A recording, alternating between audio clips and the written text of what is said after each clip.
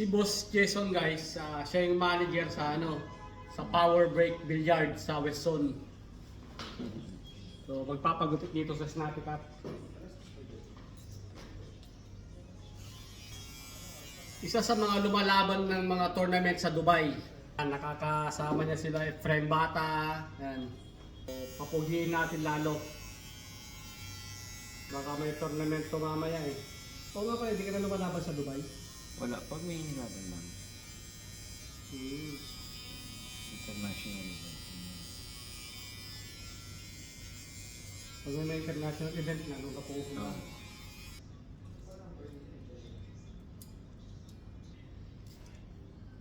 So si Boss Jason guys, isa sa mga kilalang magagaling na bumibilyar dito sa Abu Dhabi.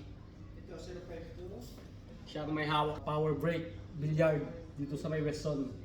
Actually, more on organizing na tayo. Hindi ba tayo masyado naglalaban. Kasi tayo sa mga nag-organize ng mga malalaking event dito sa Abu Dhabi. So hindi ka na pala lumalaban ngayon, nag-organize ka na Oo, naman. more on organize. Pero pag may tournament, wala ba na tayo? Pwede rin naman. Alam, busy na kasi. Hindi na tayo dun sa stage na naglalaban maigi. More on organizing na tayo sa mga event. Mas maganda na yun, ano? Oo. Ayos lang. Siyempre, ano Mas tayo? maganda pa rin yung Lumalaban pa rin. sa tournament. Oo. Pag may pagkakataon, lalaban ka pa rin. Walang susuko. Laban lang. Kaya lang siyempre, pag nagkakaedad ka na, darating yan, hindi may iwasan. Hindi na ba yung tumbok? Yung conditioning ba? Nagbabago eh. Yung pulso mo. Diba? Pero kahit sabihin mo araw-araw ka na sa bilyar, hindi ka. Iba talaga yung ensayo pag naglalaban ka. Talagang disiplina yung sarili. Iba yung laro lang talaga. Oo, iba yun. Kasi pag laro-laro lang sa mga guys, siyempre, kunwari sa maglay ka, ganun eh. Yung kagaya yung mga laro nyo doon nung nagpunta ako, yung mga ganun. Wala. Laro-laro ano. Kasi pag sineryoso mo, manonood lang sila. Hindi makakatira. Siyempre, pasasablayin mo. Ganyan, para mag-enjoy din sila. Oo. Kasi pag siniro mo yun, hindi mo pinay-score, susunod, hindi ka nalalabanan. Ayaw na lumaban sa'yo. Ano? Actually, ngayon, ano na eh, nasa pagpa-practice na rin eh.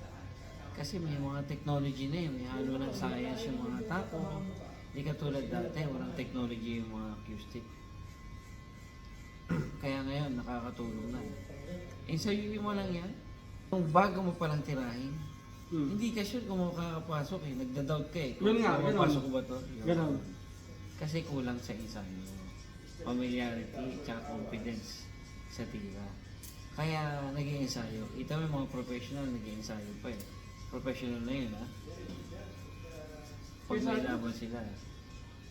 Kaya sa mga coaching, kailangan na turuan mo rin yung tinuturuan mo na tulungan yung sarili by thinking. Mara, sabi mo, gaya mo tinuturo ko rin pagka nape-pressure ka. Normal yan. Lahat ng player may pressure, kahit professional eh. Kaya lang, yung mga pro, na-overcome nila yung pressure. Yun ang kaibahan ng pro sa normal. Tapos, tulungan nila yung sarili nila. Isipin nila na mas magaling sila ngayon kaysa kahapon. Laging ganun. Halimbawa, sa average player, iisip lang nila yung kasunod eh. Ganun sila mag-isip kung ano yung nasa harap nila tapos yung susunod. Hindi kagaya ng pro, iniisip nila hanggang matapos. Iniisip nila, basta makashoot lang to, mashoot lang to. Oo. Walang nakasunod. Yung pro, iniisip nila simula unang tira kung paano hanggang huli. Hanggang matapos ang Oo. bumubos.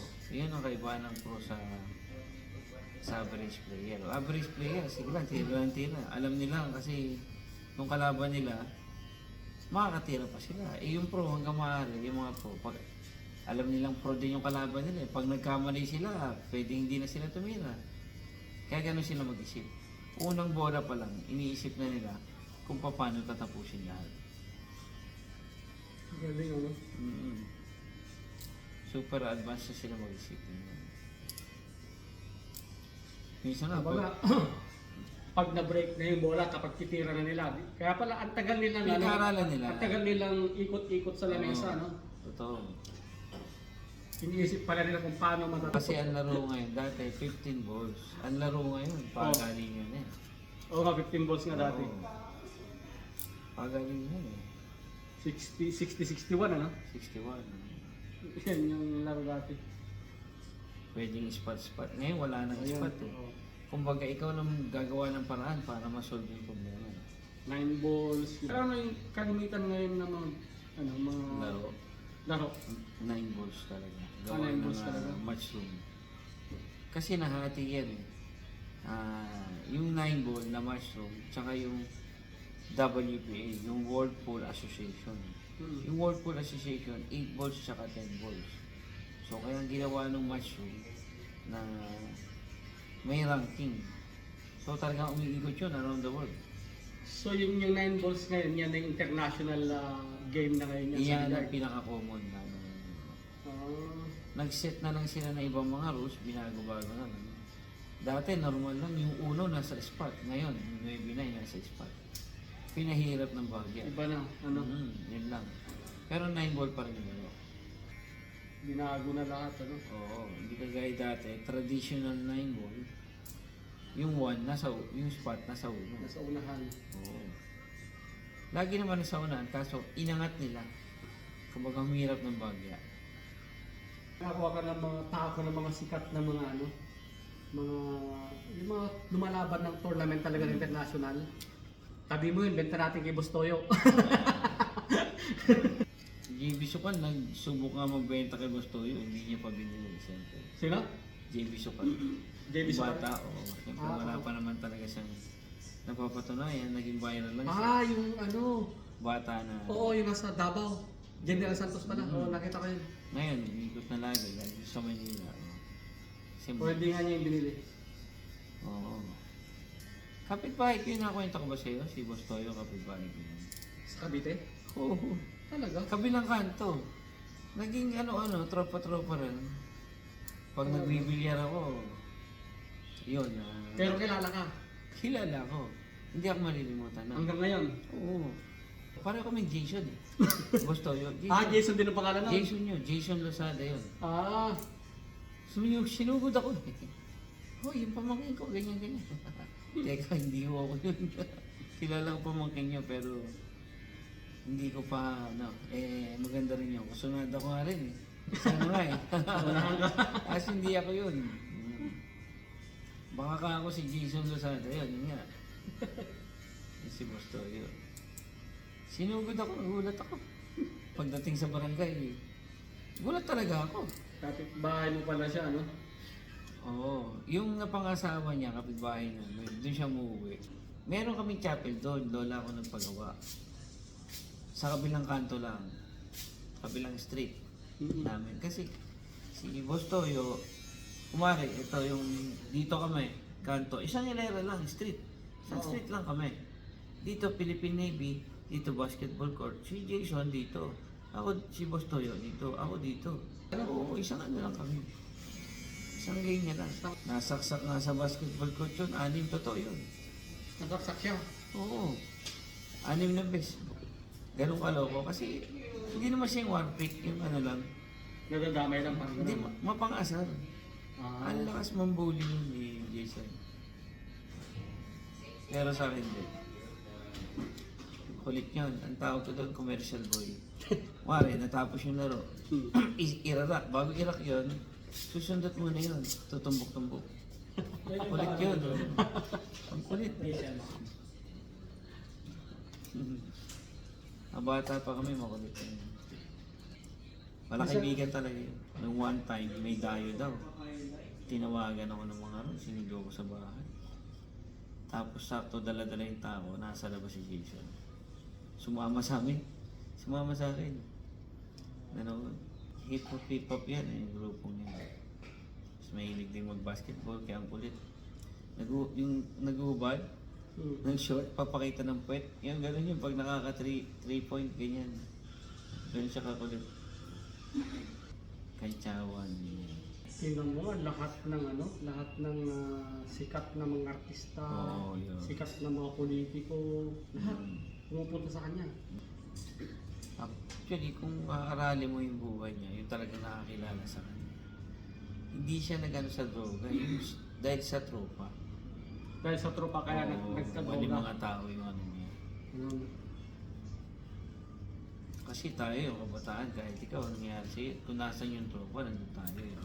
Oo. O kung yun ang ginagawa ng tropa mo, masasabit ka. Totoo. Alam mo, malalaman lang naman natin na mali yung taong sinamahan natin kapag tapos na eh. Oo, nangyari na. Kaya naniniwala ako sa sinasabi nila na kapag may pera ka o ano man meron ka na pwede pakinabangan sa'yo ng barkada, tropa, Tropa ba sila? tropa mo sila, Pag wala na. malapit sila sa'yo. Bumutan na kuya. Oo, pero kung walang-wala ka na, doon mo makikita yung tunay mong kaibigan eh. Yung tunay na tropa mo talaga eh. Na kahit wala ka na, nandiyan pa rin sila. Doon mo makikita yung kaibigan mo talagang tunay o hindi. Alam mas talaga ang galing daw sa pera eh. Oo, doon mo makikita yung ugali ng tao pagdating sa pera. Kababata mo pala si Boss Toyo, ano? Sa lugar ka mo. Nga, simula nung bata, napagawa ng chapel yung kapatid ng lola ko. Nagsasakristan pa yun doon. Mabait pa, no? Mm. Hanggang sa nabarkada lang talaga. Sa mga hindi nakakaalam guys, dating kababata siya ni Boss Toyo. Oo. Isang lugar lang ako. Isang lugar lang sila. Tsaka kapares din sila ng pangalan. Katukayo niya, Jason Lozano. Jason. Oo. Ibig sabihin, ano talaga si Dr. yun? Oo. Ano talaga yung pinag-aaral niya? No? Totoo lahat. Batang Cavite, parehas sila.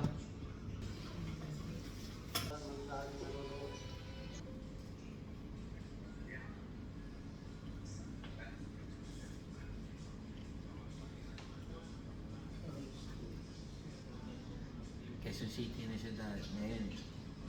Pag sinabing Cavite City yan, pag napanood niya, ano niya yan. Naalala. Oo.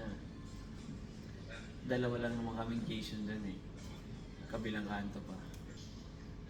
Oo, malamang maalala ka yan pag makita niya.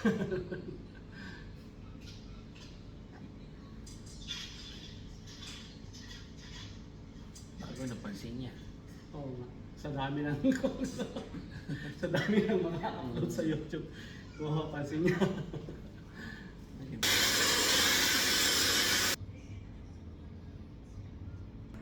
Si Boss Jason ng Cavite.